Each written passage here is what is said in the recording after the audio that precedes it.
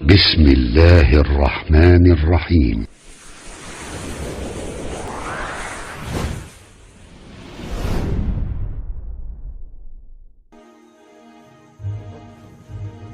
in lagu bedelo goolashan mafhuumu oo dhintay damaanadda uu faa'iidti la lahaa mafhuumu ma dhacayso isla markaaba.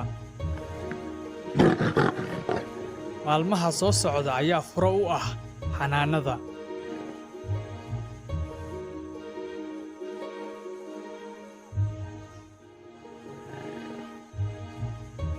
waraabihii yaryaraa sidoo kale waxay u dhow yihiin inay la kulmaan saaxiibo cusub.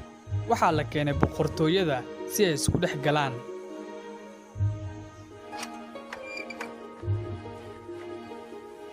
Maxi oo 47 jir ah ayaa gacanta lagu soo kiciyey kadib markii uu dagaal xoog leh dhex maray hablaha qabiilkii oo ka dhashay. waxay ku dhammaatay in walaalihiis la dilo.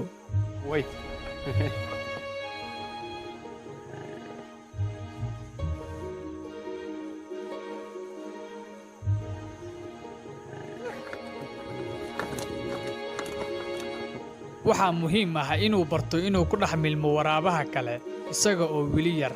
haddii aanu isbixin waxa uu halis ugu jiraa in aanu weligiis ku noolaan karin koox.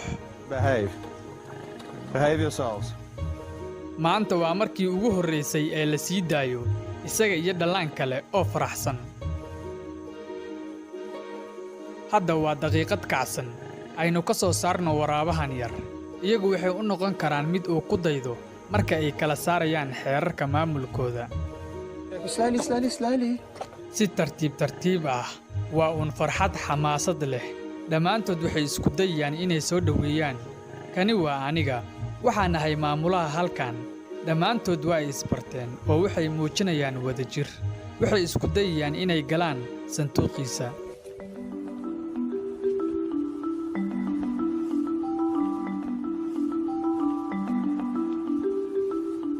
Maxi waa lab. kooxdan waxaa ku haynaa hablo badan. marka waxaa laga yaabaa in xoogaa ay dhibaan. laakiin waxaan filayaa in Maxi uu noqon doono mid aad u fiican. mustaqbalka Maxi iyo xayawaanka kale waxay ku xiran tahay Kevin inuu maalgeliyo boqortooyada si uu dakhli u soo saaro. wuxuu qorsheynayaa inuu u furo dadweynaha. laakiin marka hore wuxuu u baahan yahay inuu helo maalgashi si uu u dhiso fikirkaas. deegaan ku habboon si uu uga caawiyo lacag aruurinta uu dhowaan sameeyey barnaamijka iskaa wax u qabso oo ay dadku ku nool yihiin. lacag bixi si aad u caawiso beerta. waa dariiqa ka qayb qaadashada iyo isku dayga inaad wax ka beddesho. waxaan filayaa inaan ku noolnahay waddan qurux badan. sidoo kale inay tani tahay dooqayga aan uga qayb qaadan karo. waxaan rajaynayaa inaan halkan ka shaqeeyo wakhti dheer. Kevin xaaskiisa Mandy ayaa booqanaysa boqortooyada iyadoo ay weheliyaan wiilkooda Tyler. barnaamijka iskaa wax u qabso ee maxalliga ah oo caddeynaya guul wax ku ool ah. hadda waxaa jira qorshayaal la ballaarinaya si caalami ah. ka qaadashada martida lacag waxay ku sii kartaa dakhli la taaban karo. laakiin marka hore waxay u baahan yihiin inay diyaariyaan barnaamij u qalma in la bixiyo lacag. Did you enjoy your job? hadda waxaan ka fakarayaa dhanka shaqada sida ka hortagga ugaarsiga dhirta. deegaanka haddii la dabargooyo xayawaanaduna way dabargo'ayaan sababtoo ah ma helayaan hooy iyo cunto.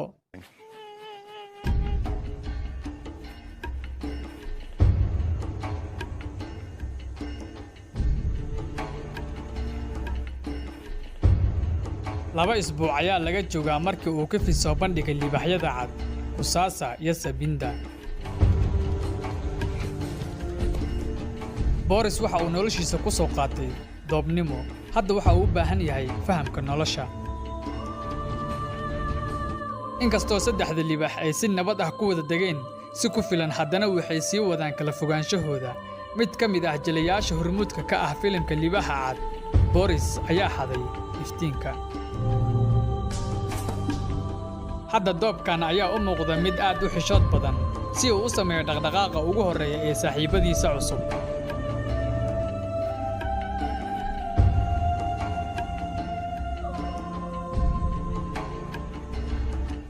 maxaad u raaci weysay hablahaas ma jeclaa lahayd iyaga maxaa u diidday inaad sida yada oo kale aad ula joogtid haye u ronaw iyaga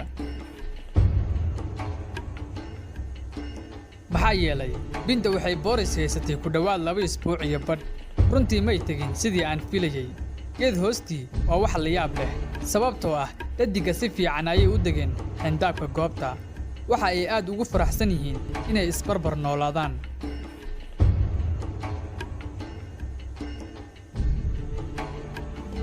kadib markii uu sannado badan ku qaatay dhisidda xiriir dhow uu la leeyahay libaha cad ee boris kifin ayaa tijaabin doona xiriirkooda kadib soo bandhigidda liibaxyada cusub waxa uu sugayey inuu doorto wakhtiga saxda ah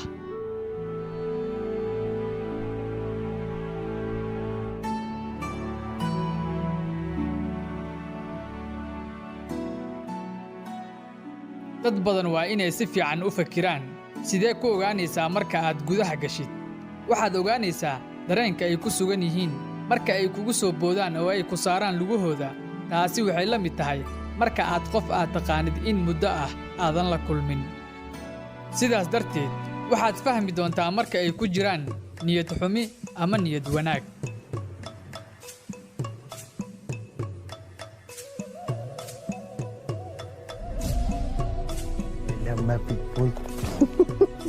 dareenkiisa ayaa xaq u leh qof kasta oo dabacsan boris waxa uu muujinayaa inuu weli boos ku leeyahay qorshihiisa cusub ee kifin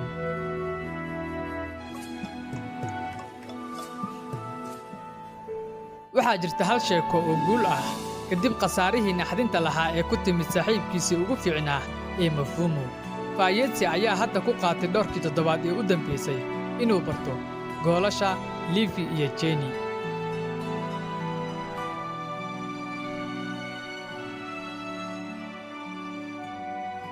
markuu arkay sida ay farxaddiisa isu beddeshay 2 toddobaad ee u dambaysay wuxuu si buuxda u noqday libaax faraxsan oo deggan dhammaantoodna si fiican ayay isku fahmeen midka kale ayaa ku faraxsan noloshiisa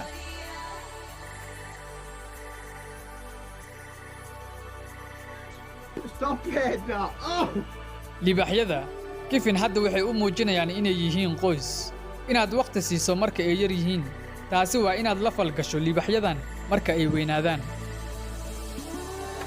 No. Even though these 2 girls have been hand raised, they're not used to.